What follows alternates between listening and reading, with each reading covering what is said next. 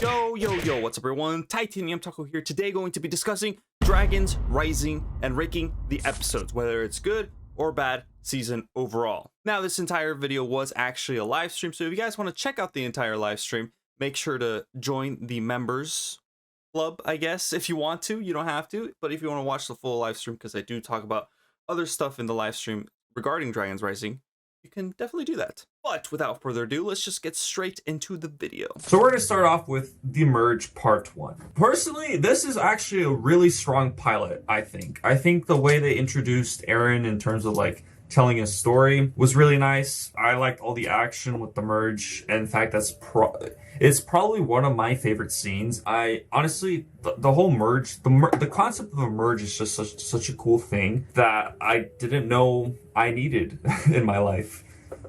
So it's a breath of fresh air that Ninjago definitely needed after the whole catastrophe of events that was freaking mid-stylized with the Overlord and stuff. Obviously, we still don't fully know what caused the merge. I think, again, the merge part 1 is just such a good starting point. And then, of course, it introduces Eren, Sora, and their relationship with each other. Because I really like their dynamic as it is now. I think it's good. I think it's good that the relationship they have with each other is really nice. It's really cute. And then, of course, the world building in this season is really awesome because we get the crossroads. I think the crossroads is a really good concept to have in Ninjago, kind of intermixed with Ninjago City. The merge part 1 ends with Lloyd noticing Eren doing spinjitzu. So I think the merge part 1, S tier. The merge part 2, this is the episode where they find Ryu, or they rescue Ryu. Lloyd rescues Eren and Sora. From our understanding, right, elemental powers come from dragons. So Ryu has that tech power, and I'm assuming either all his kind or just him has that tech power. My confusion of the elemental boosting with the dragons is that, can dragons boost any elemental master? Like, could Ryu technically have boosted Lloyd's power or Kai's power? Or does that dragon have to have the same elemental power as that holder?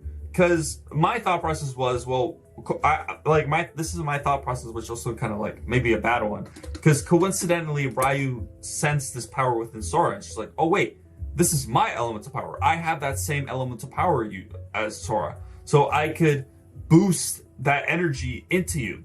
Because the power is within her the whole time. She has that elemental power. That elemental power is her. But just like all the other ninja who had to unlock their true potentials to use that elemental power, Ryu was that boost. Ryu, in a sense, was the golden sword of fire that Kai used to use his fire power.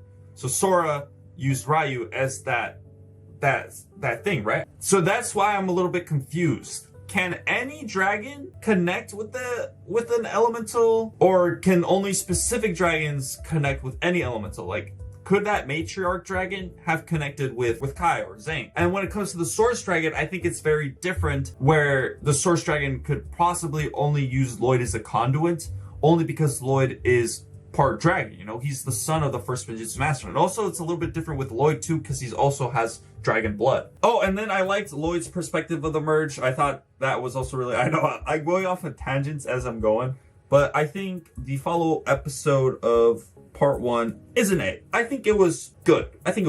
So I'm gonna get a lot of people to hate me because I've seen a lot of people like this episode. I thought it was an okay episode. It was one of those episodes that felt like very villain of the week. It does get us into the world of the crossroads a little bit, and I do like it. We do get to see Lloyd train Eren and Sora. It's kind of nice to see Lloyd being like following in Master Wu's footsteps. Yeah, I think overall it's a meh episode.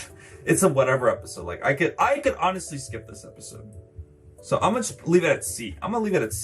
Beyond Madness is the one episode where we see the bounty coming in and crashing. Beyond Madness, I think it was a B. I'm just gonna say it's a B. It was cool to see the rock monster dudes again. The earth dragons, cool. We saw them. We saw Nia and Kai return. I know where I'm putting Riders of Destiny? I'm putting that as C. I don't care what they do, what retcons they bring in. I'm still gonna hate the cloud. I thought the worms were okay. I like that we got introduced to the new Elemental Master of Wind. One thing I liked about this episode too was we get to see, I think it was Roz. We got to see Lord Roz more as a prominent villain and kind of like his side of things where he's setting up his own plans too. So we do get set up to that as well. Now, I'm gonna be honest, guys, I don't remember Return to Imperium. Where's my phone?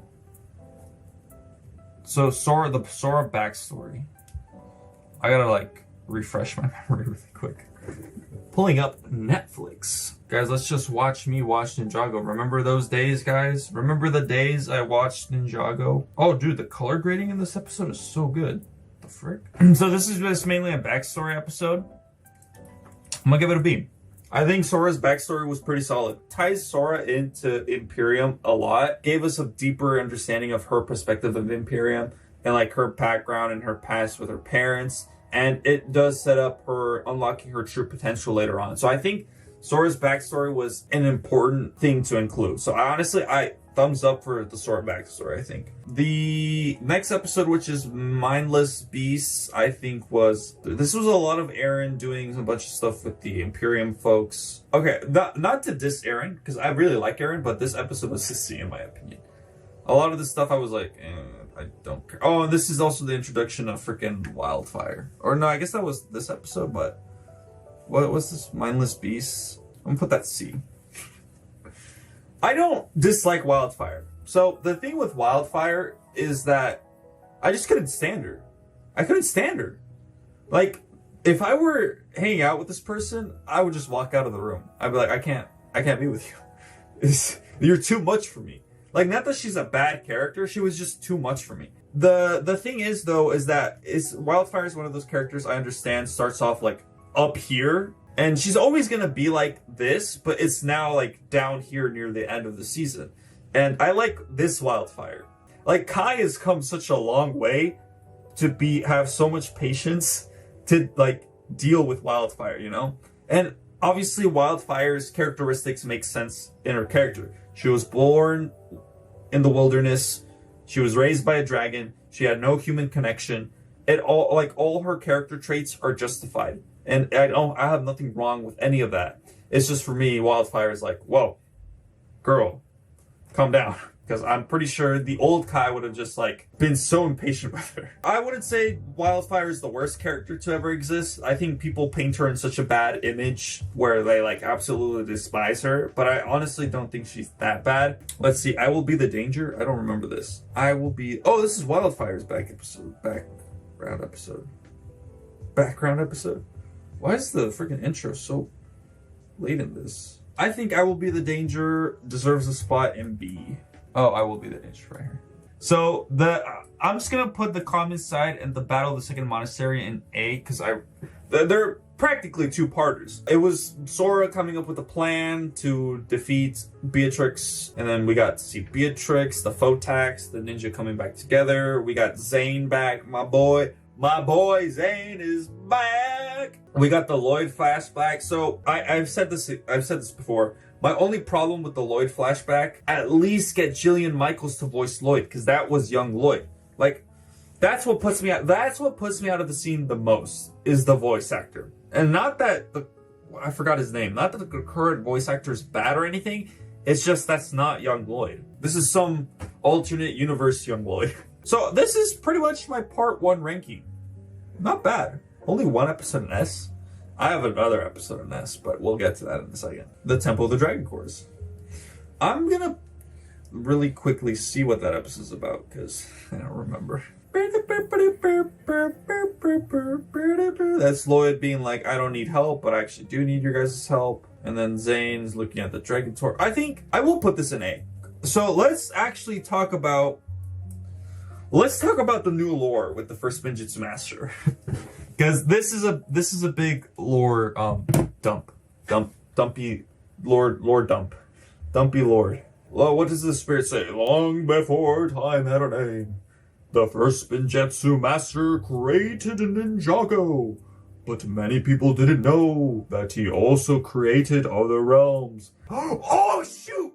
Hold up! I just had a crazy idea. What if the first Ninjutsu Master created Ninjago, right? He created Ninjago, and he created Imperium, and he saw how advanced their technology was, that he gifted someone the elemental power of tech to further advance their technological advancements. Then he came back to like, and then he did a bunch of other stuff in other realms. He came back to Ninjago and he's like, "Oh, I'm glad that Ninjago doesn't need this element of power because they're in a natural progression." It's like one of those things where like, do I use this element of power to further progress this society, or does this society just need to develop on its own? And maybe that's what the first Ninja Master thought when he saw Ninjago. He's like, I can't use this tech power because this is like way too advanced for these people right now. And he gifted the tech power to someone in Imperium because he's like, well, these people could like utilize this already. Oh my god. That's crazy, and the people of Imperium don't even know that the first Ninjutsu Master created Imperium. Now, obviously, I could be wrong, because he didn't create every realm, he only created some realms, but that's crazy, dude. What if? Dude, Ninjago was the first realm he created, probably. So that was like his test trial. Ninjago was a test trial, and then he went on to create better realms? He didn't necessarily create realms, but he created worlds within that realm. So maybe he just created, like the realm of Imperium existed, but he created Imperium. So honestly, the lore stuff was fine. All right, guys, you guys might hate me for this, but where is it? I think this is a D episode. Honestly, I could have skipped this episode. Aside from Aaron practicing his elemental spinjitzu thingy, I found this episode boring.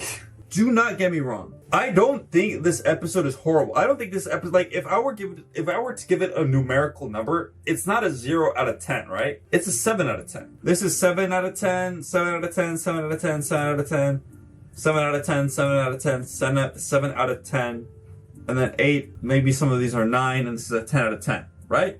7 out of 10 is not a C. So there's a 7 out of 10, like a lot of these episodes are 7 out of 10s, right? And then in that 7 out of 10 ranking, there's a whole separate ranking for the 7 episodes. Hold up. No, actually, I changed my mind, guys. Because I'm looking at the episodes I haven't seen. I think I like this episode more than those. It's a high C. High C. High C. Okay, guys? Wildly inappropriate. What is this episode? Oh, actually, maybe this episode's coming in D. Y'all are gonna hate me. No, I'm sticking to the... Oh, wait, but Zane's in this one. Frick. This is the Zane episode. Y'all can't make me rank Zane, dude. This is wildly inappropriate. Put a B. Ooh, the last Jin, dude? Hold up. This episode was kind of nutty. I'm gonna put a B. Oh, can we talk about the last Jin, actually? Can we talk about the Jin himself?